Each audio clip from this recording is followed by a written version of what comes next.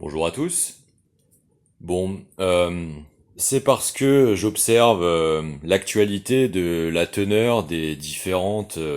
déclarations, rectifications, corrections éventuelles qui sont censées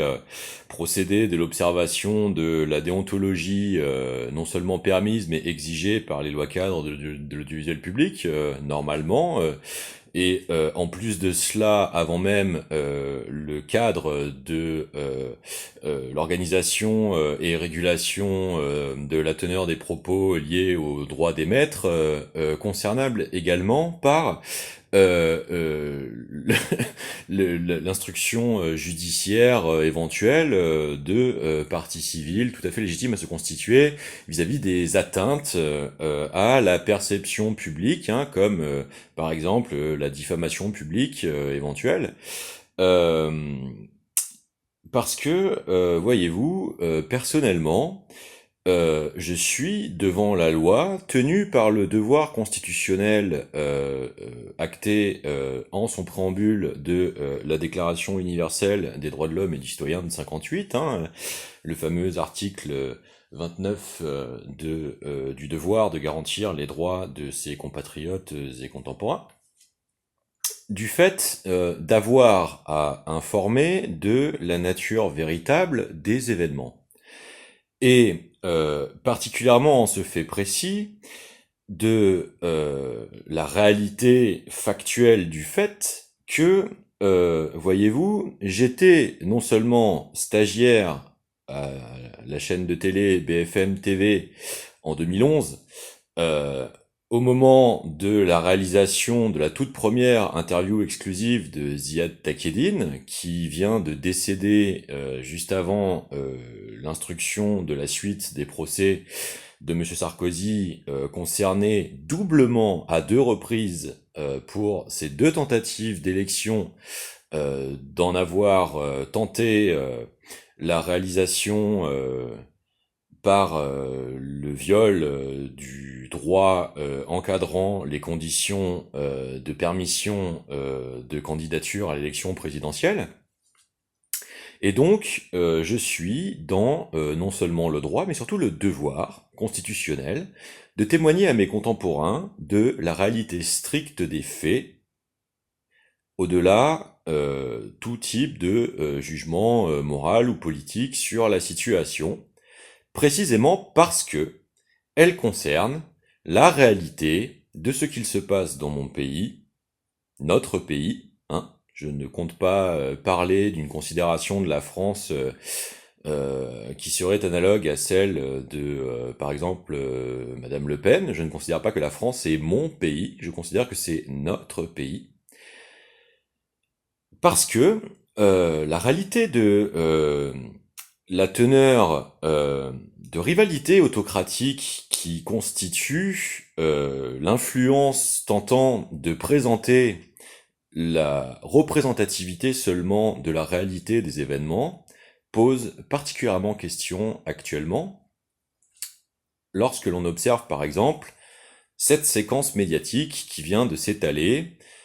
précisément dans les médias possédés par des idéologues les plus acquis à la cause de la tentative de ce débordement personnifié des statuts institutionnels à la faveur de certains personnages publics comme Monsieur Sarkozy. Quelle est la réalité factuelle, précise, chronologique des événements dont je suis parfaitement légitime à témoigner? J'ai personnellement posé le plan lumière de cette interview, ce qui m'a offert une position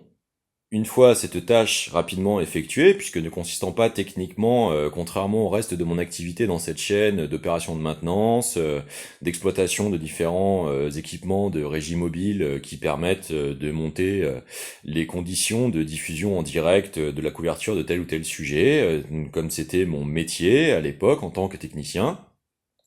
qui est d'ailleurs, je le précise pour d'éventuels contradicteurs ou critiques,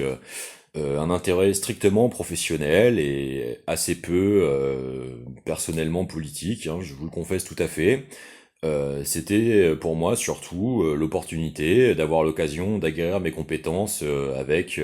l'exploitation d'équipements professionnels broadcast, éventuellement le développement de contacts avec les sociétés de différentes régies mobiles de plus grande envergure, ce qui m'intéressait professionnellement, strictement, et c'est tout. Et je l'ai fait totalement vertueusement, puisque lors de mon séjour en tant que simple stagiaire, j'ai largement proposé l'initiative bénéfique au cadre de ce qui était prévu dans mon stage, en opérant toute une suite d'opérations de maintenance qui a permis de réhabiliter et exploiter à nouveau pas mal du parc technique matériel qui à l'époque était placardisé en attendant intervention, justement, ce qui leur a offert l'avantage d'en bénéficier à titre gracieux, hein. Je n'ai perçu aucune forme de rémunération pour ces efforts, par exemple. Mais cela va plus loin, car la réalité stricte des faits, c'est que Monsieur Takedine, à l'époque, dès les premiers instants de notre arrivée en tant qu'équipe à son domicile dans le 15e, a précisé faire l'interview dans son bureau, car ne souhaitant pas s'affirmer avec des signes extérieurs de richesse, en raison de sa situation de contrôle fiscal par les services de Bercy. Cela ne me regarde pas, c'est simplement strictement la réalité factuelle des faits, mais c'était la position contextuelle de laquelle M. Takedine a eu à s'exprimer. Deuxièmement, je rappelle que concernant les tentatives d'incrimination faites à l'opinion publique générale française par la même rédaction, qui n'a strictement rien communiqué lorsque personnellement j'ai dû témoigner du fait que dans le off, comme on dit, une fois l'interview soi-disant terminée, certains propos ont été tenus devant ma personne et qui donc prioritairement concernaient d'abord le devoir d'information de la collectivité avant le respect de celui de la correspondance, chose que personnellement j'ai dû signifier seulement après la disparition de fichiers relatifs à mon enregistrement de cette situation et non leur diffusion chronologiquement, donc étant légitimement parfaitement en droit de le faire par l'atteinte faite à mes données personnelles, et non pas, comme il serait facile d'essayer de le tourner, la nature du type de son exploitation. Je n'ai aucunement publié et diffusé ces documents précisément. Les seules actions que j'ai opérées personnellement a été de consulter dans mes contacts des professionnels du journalisme susceptibles de m'éclairer sur le que faire d'un tel matériau, d'une telle matière factuelle. Et donc, je n'ai jamais vu aucun communiqué de la part de la rédaction de la chaîne vis-à-vis de l'attitude de Madame Routel-Krief, qui a donc volontairement participé à de la rétention volontaire d'informations de première importance concernant le cadre démocratique de notre pays. Ça, c'est le premier point. Et deuxièmement, je voudrais rappeler que, alors que nous constatons actuellement toute cette tactique rhétoricienne et présentationnelle, manipulatoire, d'essayer d'user de la vieille ficelle, du déshonneur par association agrémenté de tentatives d'inversion accusatoire de la charge de la preuve, et ce pour tenter de porter atteinte en dénigrement et diffamation publique à la probité, impartialité, professionnalisme, proportionnalité et légitimité de la justice en France, devrait se rappeler que lors des attentats du Bataclan, je rappelle que ces mêmes éditorialistes, enfin, en réalité idéologues, hein, actuellement étant en train d'essayer de proférer d'un autoplébiscite de tribunes légitimes et surtout une espèce d'omnipotence à l'éthique et la morale, s'y prompt à procéder elle-même face à des faits gravissimes d'atteinte à la vie d'êtres humains sur le territoire français, la diffusion en temps réel d'informations cruciales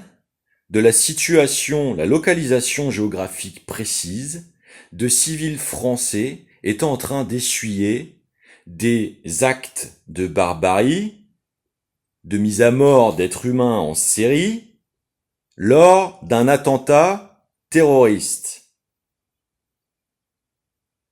Qui sont ces gens, incapables de la moindre cohérence éthique véritablement respectueuse des statuts clairs du droit français, qui se permettent tant d'essayer de persuader l'opinion publique que ces véritables ennemis seraient les processus institutionnels d'établir la vérité des faits. Comment cela est-il possible autrement que dans une situation de collusion idéologique totale